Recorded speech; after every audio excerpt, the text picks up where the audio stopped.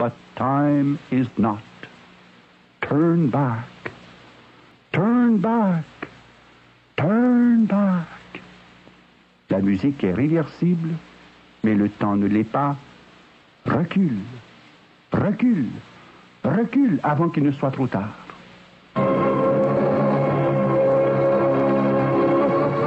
The music is reversible, but time.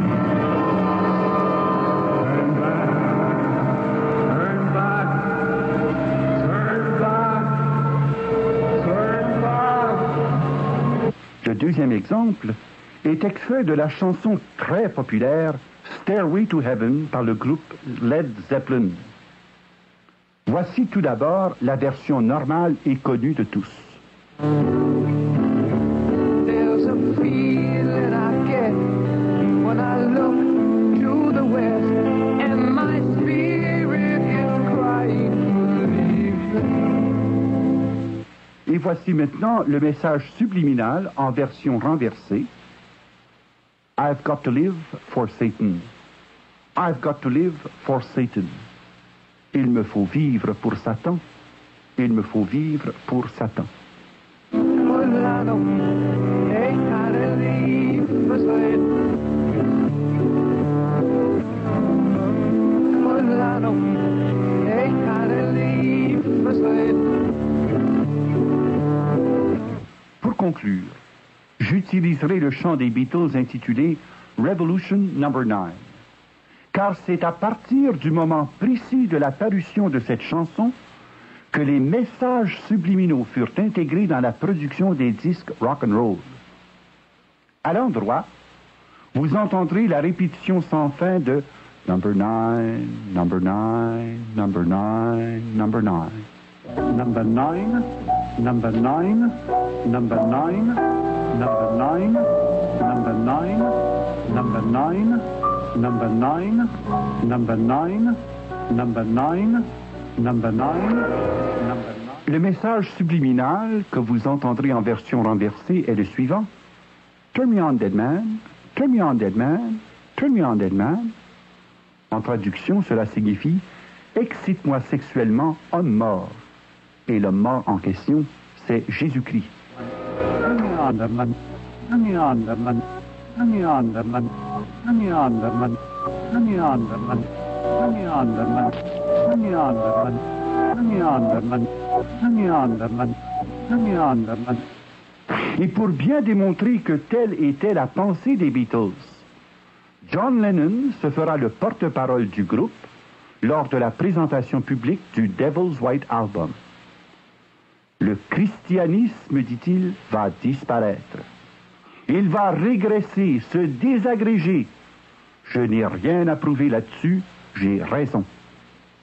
L'histoire démontrera que j'ai eu raison. Présentement, nous sommes plus populaires que Jésus-Christ. Je me demande bien ce qui disparaîtra en premier, le rock'n'roll ou le christianisme. En d'autres termes, il proclame que Jésus-Christ est mort et enterré. Seul survit et triomphe le rock'n'roll.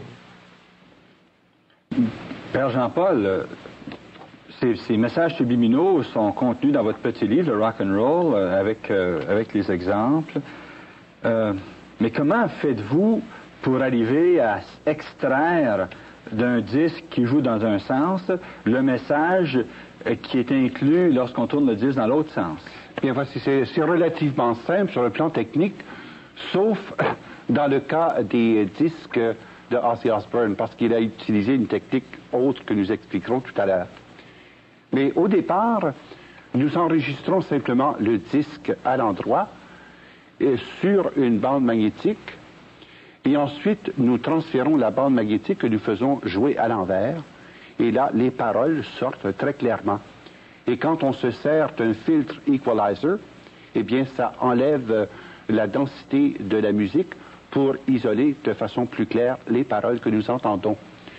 Mais les paroles qui ont été, disons, particulièrement incitatives de meurtre ont été trouvées dans le disque Blondie, du groupe Blondie, où on entend très spécifiquement « Die young, die pretty », « Meurs jeune, meurs jolie ».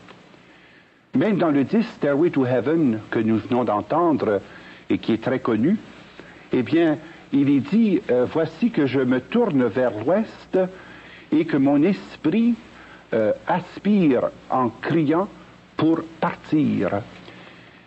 En se tournant vers l'ouest, c'est-à-dire du côté opposé du soleil, eh bien, c'est un langage ésotérique, celui qui chante cette chanson préconise que pour sortir de la misère et pour trouver son ciel, il n'y a qu'une façon logique et pratique, c'est de se suicider soi-même.